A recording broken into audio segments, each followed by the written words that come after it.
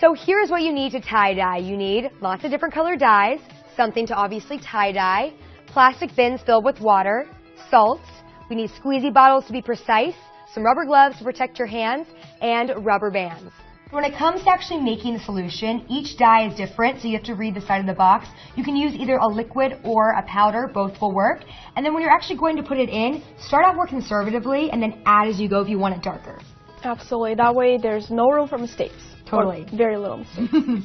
Now it's time to prep our shirts by dipping them in a solution of water and salt water. I added about a cup of salt to this bin right here. And we actually use salt because it'll make the dye adhere better to the fabric. We're going to fully submerge it in here, just like this. Really make sure you get some of that salt on it. And then I'm going to wring it out.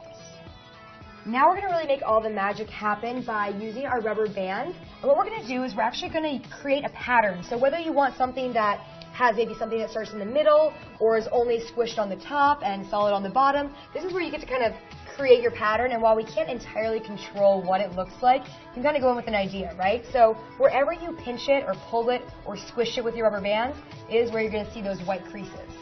And don't worry about making it perfect. This is supposed to be fun. So the more if the paint seeps through, if the colors mix, that's actually part of the fun.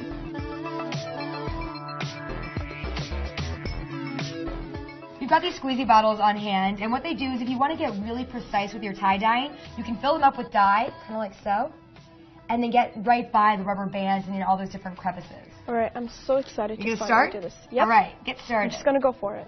All right, first dip. And depending on how dark or light you want it, you can either add more of the solution, and you can also let the shirt sit in the dye longer.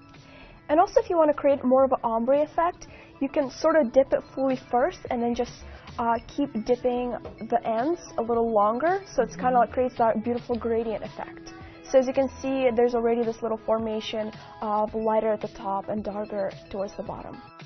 So while you're doing this, make sure that you sort of mix your dye because it tends to sit at the bottom and then you don't get that beautiful color. Once you're happy with how they look and you like all the dye and everything, just squeeze them out to get the excess dye and water out of them. And then we're going to place them in a plastic bag. Why we do this is because it really helps the dye seep into the cotton, so it's good to leave them in the bag overnight.